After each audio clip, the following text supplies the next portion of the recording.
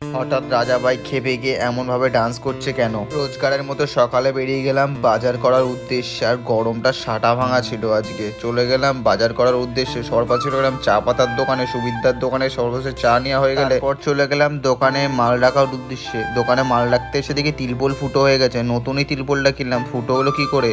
তারপর দেখি দোকান খুলেতে বন্ধুরা সব সকাল সকালই হাজির হয়ে গেছে। বলছে দোকানে মাল রাখতে এসেছিস না দোকান খুলতে। তারপর বিকেল হওয়াতে আমাদের চলে এলো মোমো ভাই মোমো দিতে। মোমো দেওয়া হয়ে গেলে দেখলাম অভিজিৎ দা এসছে ফ্যামিলিকে নিয়ে চা খাওয়ার জন্য।